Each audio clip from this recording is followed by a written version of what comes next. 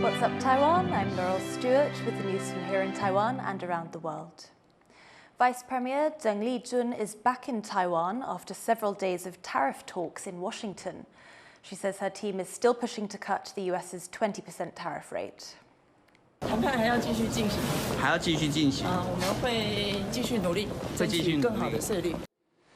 The Financial Times reports Taiwan was close to a deal with the US in July, but the White House held off, worried it could affect negotiations with China and a potential summit between US President Donald Trump and his Chinese counterpart Xi Jinping. Taiwan says negotiations aren't over yet, and there is still hope for a lower rate. Recurring bouts of rain and flooding are slowing recovery efforts in central and southern Taiwan. The government is offering financial aid, but some residents say the help is not enough. Irene Lin reports. Flash floods eroding highways, causing utility poles to collapse, while farmlands and orchards succumb to floods. It's been almost a week since a storm front hit Taiwan's central and southern regions, with water staying at about 40 centimeters in Tainan. Locals say they're tired. Some local communities in the southern county of Pingtung have formed self-help groups to minimize the damage.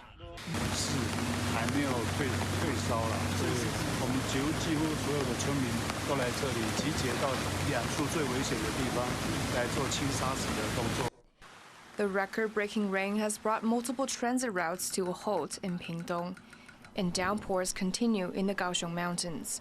4 cities and counties, Jiayi, Tainan, Kaohsiung, and Pingtung, have extended suspensions on work and school. The central government has raised the emergency response alert to the highest level as it monitors the situation on the ground. Authorities are also offering up to $1,700 for affected households. But there are strings attached. Residents can only apply if floodwaters reach half a meter, a rule locals say ignores the damage even the smallest of flooding causes.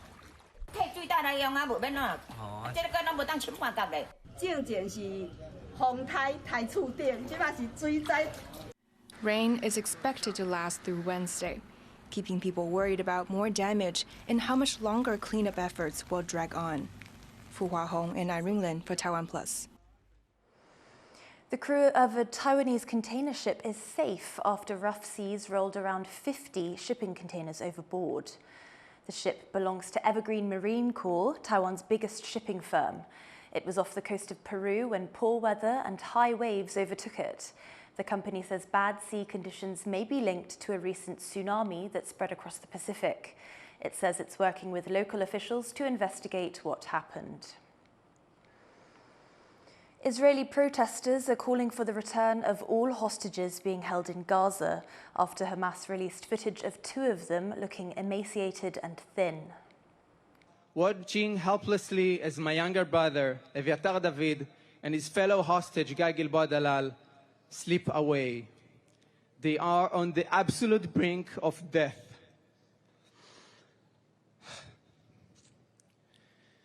In their current unimaginable condition, they may have only days left to live.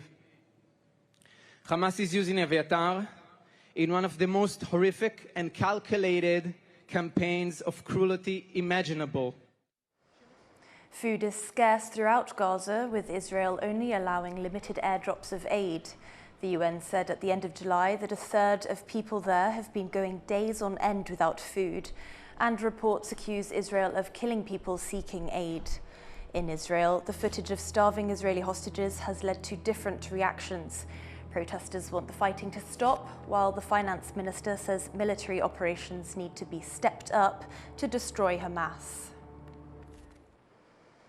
In an era of deepfakes, disinformation, and AI-generated content, how can social media be used as a positive force for democracy? Our reporter, Alec McDonald, sat down with Taiwan's Cyber Ambassador at Large, Audrey Tang, to discuss concrete tools to promote transparency and online resilience. You've recently joined the Mozilla Foundation as a senior advisor. For those unfamiliar, can you introduce the Mozilla Foundation and what your role there will be? Mozilla has been around for more than 2 decades now. For many, it's the steward of the Firefox browser.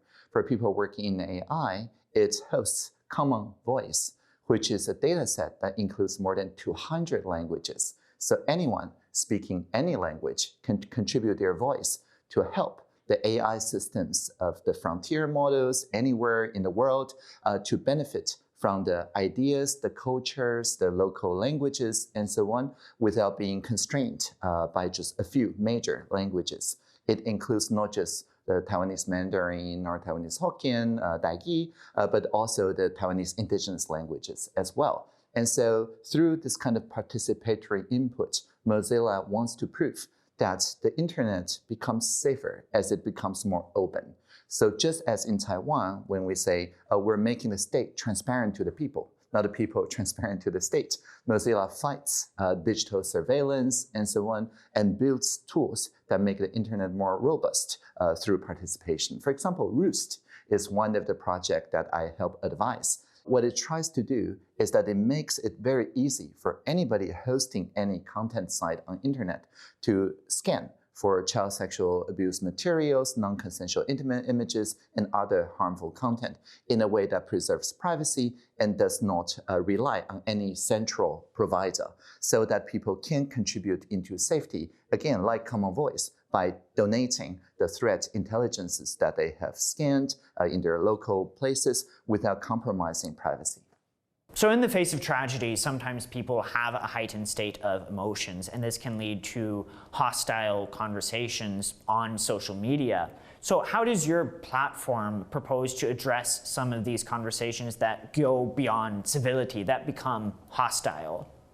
Yeah, the idea is that in the antisocial corners of social media, it's engagement through enragement, because many of their algorithms prioritize content that builds addiction to the touchscreens. And it's just that people who held a megaphone from the more extreme positions tend to have more engagement with addiction. But in pro-social media, it's the other way around. As I mentioned, community nodes as well as polls function the same way. We only give the bridging bonus, the virality, to the uncommon ground. So if you belong to one extreme, your voice do not reach out that much.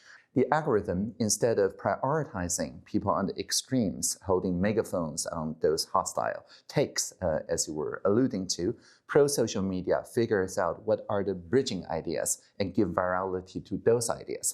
You recently joined the AI Advisory Group on Elections, or AI Age. So I want to ask you, what are some of the greatest risks to elections from AI that you see in the field right now?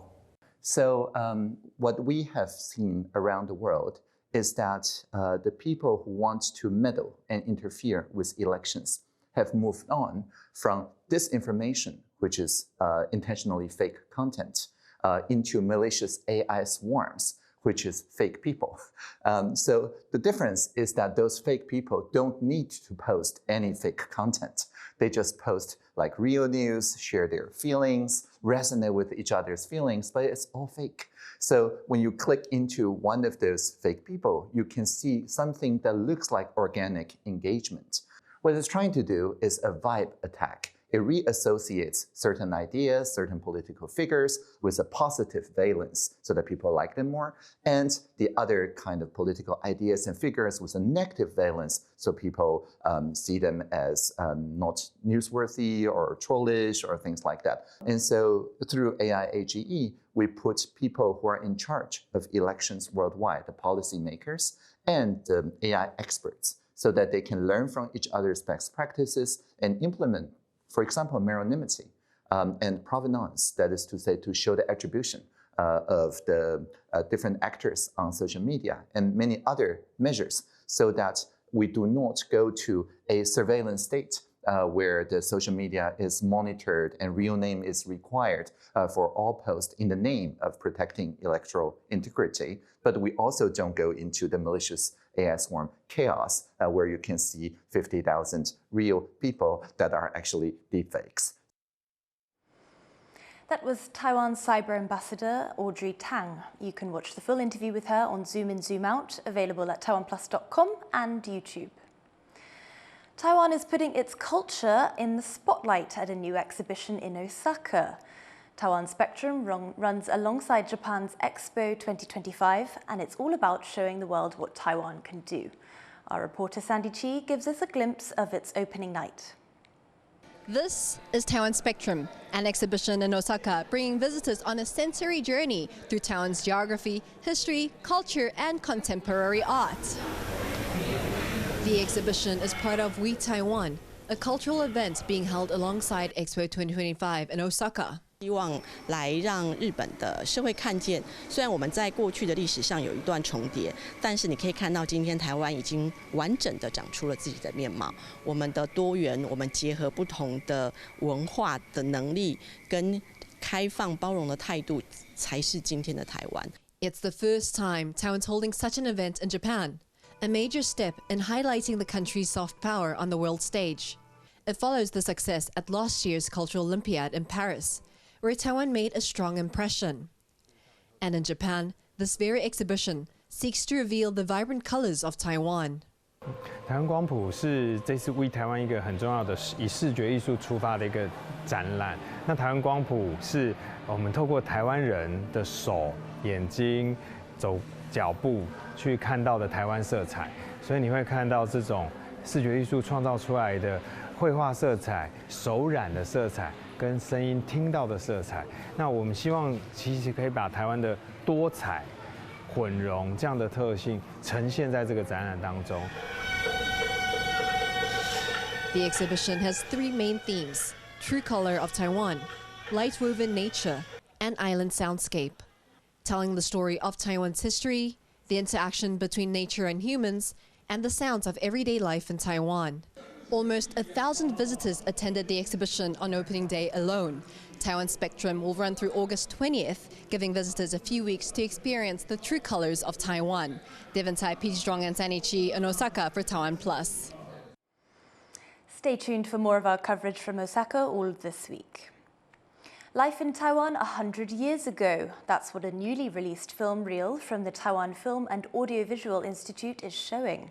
They say the footage from the Japanese colonial period is the earliest known film shot on the island. Chris Gorin has more. Villagers from Taiwan's indigenous communities line up for a Japanese imperial viceroy. This footage belongs to what are believed to be the earliest known moving images of Taiwan. The scenes come from a Dutch short film known as Formosa, just released by the Taiwan Film and Audiovisual Institute. The 7.5-minute silent film print is dated to 1922, but scholars say the footage may have been shot as early as 1917.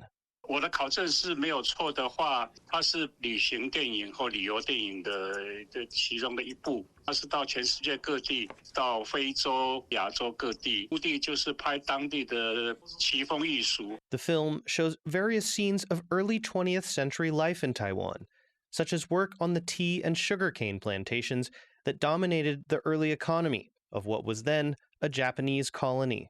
Scholars also note the film, which is Dutch in origin but may have been shot by an American, has a distinctively Western perspective on Taiwan. 比较像一种介绍式的影片，那它的视角当然是蛮西方，就是给欧洲可能是中产阶级以上，他们在学校或是其他地方去认识亚洲这个地方。The Institute says the release of the film and research published alongside it are part of an effort to showcase the history of Taiwan, while also ensuring local perspectives are included. 虽然他是外国人拍的，但他拍的是台湾的当时的情况。